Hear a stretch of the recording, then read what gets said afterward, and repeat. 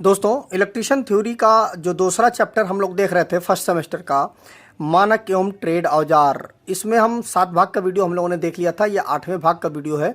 7वें भाग की वीडियो में हमने क्रिम्पिंग टूल, वायर स्ट्रिपर के बारे में जाना था। इस वीडियो में हम बेंच वाइज और सोल्डरिंग आयरन के बारे में जानेंगे। तो आइए देखते हैं सबसे पहले बेंच वाइज के बारे में। तो जो हमारा बेंच वाइज होता है यह हमारा दोस्तों 100 mm 150 mm में आता है, मतलब 4 इंच और 6 इंच के साइज में हमें मिलता है जो हमारा बेंच वाइज होता है। यह वर्कशॉप का एक बहुत ही महत्वपूर्ण औजार होता है। इसके बिना जो मैकेनिकल की जो वर्कशॉप है वो अधूरी है। यह एक बहुत ही महत्वपूर्ण डिवाइस है। क्या होता है कि जो हमारी जैसे मेज होती है हमारी, या कोई भी फिक्स चीज़ जो होती है वहाँ पर हम क्या करते हैं, इसको हम फिक्स कर देते हैं। जो हमारा बेंच वाइज होता है उसमें इसमें एक जबड़ा होता है, ठीक है। उस जबड़े में क्या करते हैं, और यहाँ पर एक रॉड टाइप में होती है। उस रॉड को घुमा करके उसके जबड़े को खोल करके कोई भी जॉब हम उससे उसके जबड़े में पकड़ा देते हैं और पूरी तरह से टाइट करके फिर हम किसी भी प्रकार का ऑपरेशन उसके साथ कर सकते हैं। हम उसको कोई जॉब बना सकते हैं फाइल से, हम उसको रगड़ करके कोई जॉब बना सकते हैं। मतलब मल्टीपल ऑपरेशन के लिए, मतलब ये समझ लीजिए कि जैसे किसी भी काम को करने के लिए 2 व्यक्तियों की ज़रूरत होती है, तो उस जगह पर हमारा बेंच वाइज जो है वह पूरा का पूरा एक व्यक्ति का काम करता है। पूरी तरह से उस जॉब को पकड़ लेगा। किसी भी जैसे कोई व्यक्ति है, मान लीजिए कोई जॉब हमने उसको दिया पकड़ने के लिए, तो अगर हम थोड़ा टाइट हाथ लगाएंगे, मतलब तेज़ उसको हम पूरी ताकत से यदि हम उसको मोड़ते हैं या किसी प्रकार का कोई जोर लगाते हैं, तो वो व्यक्ति क्या होगा, हिल जाएगा। बहुत ताकत से उसने भी पकड़ रखा है लेकिन वो हिलेगा, या थोड़ा सा भी लूज पड़ सकता है। लेकिन बेंच वाइज के साथ ऐसा नहीं होता है। यह पूरी तरह से इतनी अच्छे तरीके से इसकी पकड़ होती है कि किसी भी प्रकार का कोई भी लूज होने की कोई संभावना नहीं रहती है। तो इसमें क्या होता है, ये जो हैंडल होता है ना, यह पूरी इसमें चाबी लगी हुई चूड़ी बनी हुई होती है, उसको हम टाइट करके जॉब को अच्छी तरह से हम पकड़ा लेते हैं। तो बेंच वाइज जो होती है बहुत ही महत्वपूर्ण वर्कशॉप के लिए यह बहुत ही महत्वपूर्ण टूल होता है। इसके बिना जो मैकेनिकल की वर्कशॉप में कोई भी काम नहीं किया जा सकता है। यह नर्म लोहे का बना हुआ होता है तथा इसका जो जबड़ा होता है वह सख्त होता है, ठीक है। मतलब इसका जो पूरी होल बॉडी होती है वह थोड़ा नरम लोहे की होती है, लेकिन जो उसका जबड़ा होता है जिससे हम जॉब को पकड़ते हैं वह काफ़ी सख्त होता है, काफ़ी मजबूत होता है। उसका जो जबड़ा होता है, इसका आकार जबड़े की साइज़ पर निर्भर करता है। जैसे ये हमारा, जैसा कि आप स्क्रीन पर देख रहे हैं, ये इसका जबड़ा है। इसका जबड़ा इस तरह से होता है, ठीक है। एक जबड़ा ये होता है और एक जबड़ा ये होता है। तो एक जबड़ा जो होता है वो हमारा फिक्स होता है, उसी के साथ यहाँ पर इस तरह से एक चूड़ी जाती है। अब इसको हम घुमाते हैं तो ये वाला जबड़ा एक फिक्स होता है, यह मूवेबल होता है और यह फिक्स होता है। तो फिक्स वाला तो फिक्स ही रहेगा, लेकिन इसको हम ऐसे घुमाएंगे तो क्या होगा कि वह आगे पीछे होगा। तो आगे पीछे होगा तो जाकर के इसी बीच में हम जॉब को डाल देते हैं और टप टाइट कर देंगे तो वह पूरी तरह से पकड़ लेगा और फिर वह मूव नहीं होने देगा, किसी प्रकार से हिलने नहीं देगा।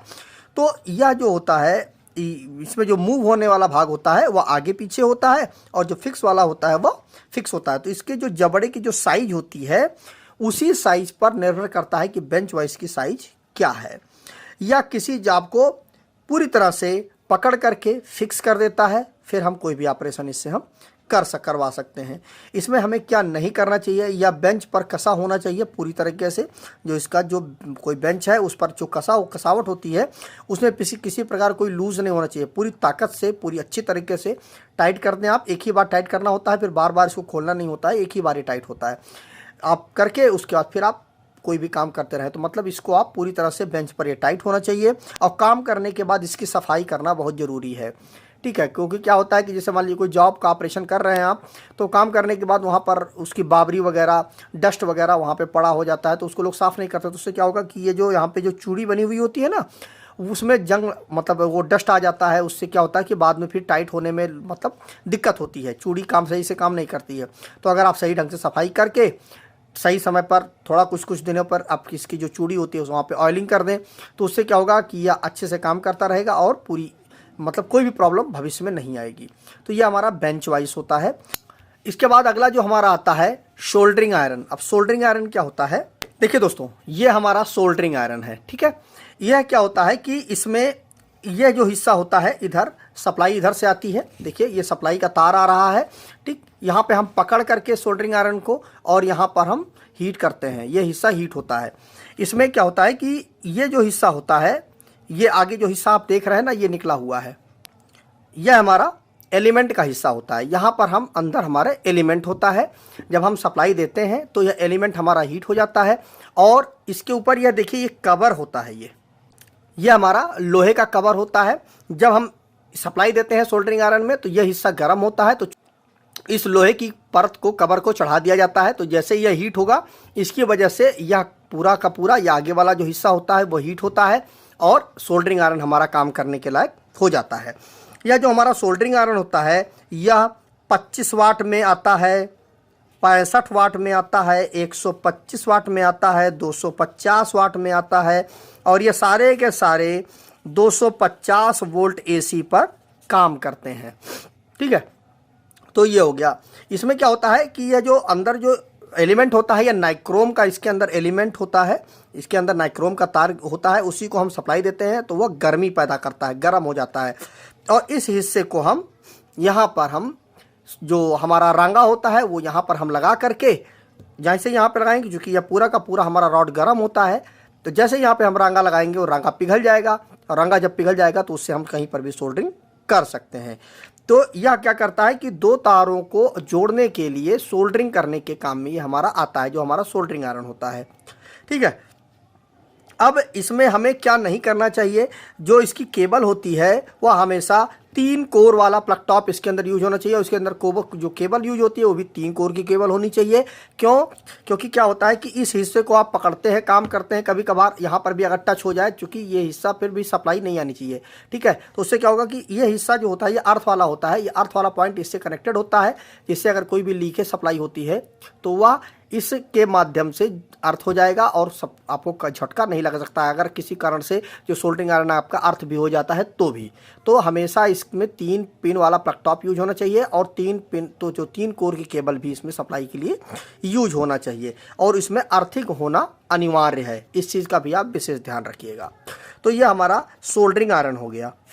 अगला हमारा है स्टैंडर्ड वायर गेज। यह क्या होता है? देखिए, स्टैंडर्ड वायर गेज यह 0 से लेकर के 36 mm के बीच में इसके अंदर खांचे कटे होते हैं, जैसा कि आप स्क्रीन पर देख रहे हैं। इसमें इस तरह से होता है और यहाँ पर इस तरह से होता है। ये इस तरह से बना हुआ है, जैसा कि आप देख रहे हैं ना, इस तरह से बना हुआ होता है। तो इसमें क्या होता है कि इससे हम कोई चद्दर की गेज को नाप सकते हैं कि चद्दर कितनी मोटी है। ठीक है, और कोई भी तार है अगर हमारा तो वह कितने SWG का है, यह भी हम इससे नाप सकते हैं। क्या होता है कि तार को आपको इस होल के अंदर डालना होता है, जिस होल में तार आसानी से बिना ज़्यादा लूज हुए, ना ज़्यादा लूज हो ना ज़्यादा टाइट हो, उस साइज़ में अगर तार अंदर जाता है तो वह तार पूरी तरह से यह सब मान लिया जाएगा कि यह तार उसी SWG का हुआ। ठीक है, और यह जो खांचा होता है इसके अंदर हम चद्दर को डाल देते हैं। चद्दर को डाल देंगे तो उससे क्या होगा कि जिस खांचे में चद्दर न ज़्यादा टाइट हो न ज़्यादा लूज हो, उस खांचे में चला जाएगा तो वो चद्दर हमारे उस साइज की हो जाएगी। तो यह क्या होता है कि यह बताता है कि जो हमारा तार है या हमारा कोई भी चद्दर है लोहे की, वह कितने SWG का है। इसको नापने के लिए हम स्टैंडर्ड वायर गेज का उपयोग करते हैं। यह एक पतली सी प्लेट होती है और उस पर यह सारी नंबरिंग 0 से लेकर के 36 तक बनी हुई होती है। इसमें हमें क्या नहीं करना चाहिए, देखिए, इसमें हमें हमेशा जंग लगने से बचाना चाहिए और तारों को आसानी से खांचे में डालें। बहुत टाइट खांचे में ना डालें और बहुत लूज भी खांचे में ना डालें। तो ये हमारा हो गया स्टैंडर्ड वायर गेज। तो इस तरह से दोस्तों लगभग 20 टूल के बारे में हम लोगों ने जान लिया है। अब आइए इसको आप नोट कर लें, इन तीनों टूल्स के बारे में, जिससे आपका नोट्स कंप्लीट हो जाए। अब आप बेंच वाइज सबसे पहले नोट कर लें। यह 100 mm में, 150 mm, 4 इंच और 6 इंच में होता है। यह वर्कशॉप का बेंच पर कसा हुआ होता है। इसके बिना मैकेनिकल की वर्कशॉप अधूरी है। यह नर्म लोहे का बना हुआ होता है तथा जबड़े पर सख्त लोहा होता है। इसका आकार जबड़े की साइज पर निर्भर करता है। यह किसी जॉब को पकड़ने के काम में आता है। यह बेंच पर कसा होना चाहिए। काम के बाद इसकी सफाई होना जरूरी है।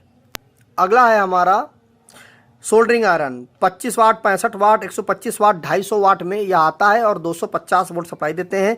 इसमें नाइक्रोम के तार में बिजली की सप्लाई देने पर गर्मी पैदा होती है, जिससे रांगे को गर्म करके 2 तारों को अच्छी प्रकार से जोड़ते हैं इससे। ठीक है, इसमें क्या नहीं करना चाहिए, 3 कोर के केबल को उपयोग करें। अर्थिंग होना अनिवार्य है इसमें, क्योंकि यह हैंड टूल है हमारा। स्टैंडर्ड वायर गेज 0 से लेकर के 36 SWG होता है इसमें। यह गोल स्टील की पतली प्लेट होती है। इसके घेरे में अलग अलग साइज के छेद होते हैं, इन पर नंबर लिखा हुआ होता है। इसमें तारों को डालकर चद्दर की मोटाई व तार की मोटाई का पता करते हैं। इसमें क्या नहीं करना चाहिए आपको, जंग लगने से बचाएं। तारों को आसानी से खांचों में डालें, ना ज़्यादा टाइट हो ना ज़्यादा लूज हो। तो आज की इस वीडियो में हमने 3 टूल्स के बारे में जाना, बेंच वाइज, सोल्डरिंग आयरन और स्टैंडर्ड वायर गेज। तो यहाँ से लगभग जो हमारे टूल्स हैं, मैक्सिमम हमने टूल कवर कर लिया है जितने हमें ज़रूरत पड़ती है। तो अगली वीडियो में हम कुछ और इंटरेस्टिंग टॉपिक पर चर्चा करेंगे। और दोस्तों, अगर वीडियो अच्छा लगा हो तो वीडियो को ज़्यादा लाइक कर दीजिएगा, शेयर कर दीजिएगा अपने दोस्तों के साथ, जिससे उनको भी इन वीडियो से कुछ लाभ मिल सके। और मैं आप लोगों से पूरी उम्मीद यह कर सकता हूं कि वीडियो आप लोगों को अच्छे लग रहे होंगे। अगर वीडियो अच्छे लग रहे हों तो वीडियो को लाइक करिएगा ज़रूर। जितने लोग देखिए सभी लोग लाइक करिए और कमेंट भी करिए आप सभी लोग कि आप लोग कैसा वीडियो लग रहा है।